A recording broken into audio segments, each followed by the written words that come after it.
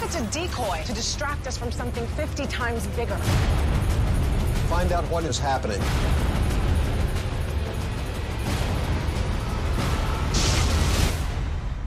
We are everywhere.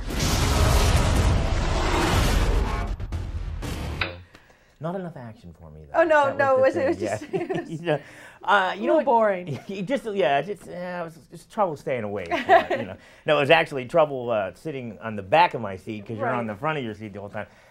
You know what makes this movie work? I'm a tech guy, so forget about the tech stuff because I believe it all, I see it all, I live technology. But the situation that Rachel's put in could happen to anybody. If somebody called me and said, you pick somebody that you love, you would do pretty much anything. You do pretty much anything, and I think that's what attracted me to the role. I like the idea that she's a single mom, and she's an ordinary person, you know, really being thrust into an extraordinary situation, and her son's life is put at risk. And how far would you go to protect somebody you love?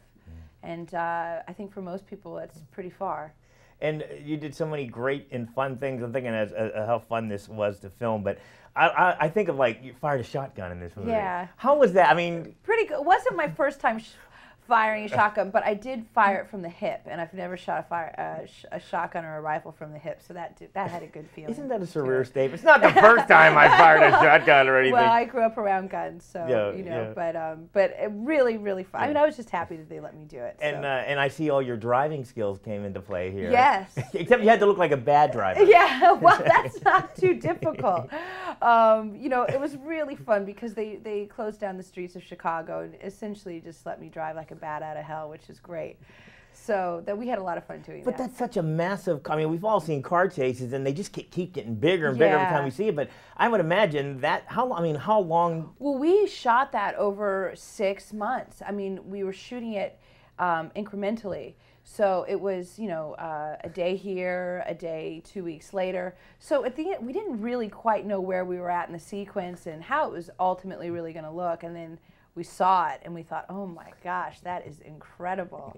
So yeah, it definitely has you at the edge of your seat. And you never come up with little fun games to do in the car when you're bored, when in between takes with Shia? Yeah, we were reading a lot. What were we? Oh gosh, yeah, we were doing, you name it. Yeah, we were pretty bored half the time. Yeah.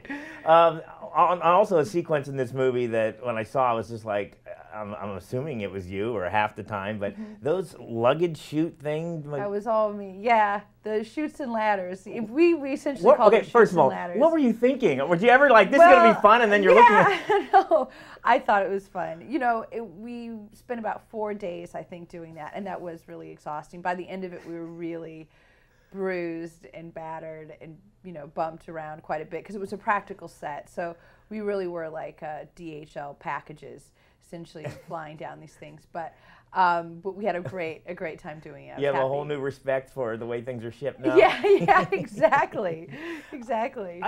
Did they actually shoot at an airport at one scene? I saw there was so much going on. Yes, we shot it. Can you do that in this day and age? Well, we were able to. I was really shocked actually, but yeah, we were able to shoot at LAX in the baggage area behind.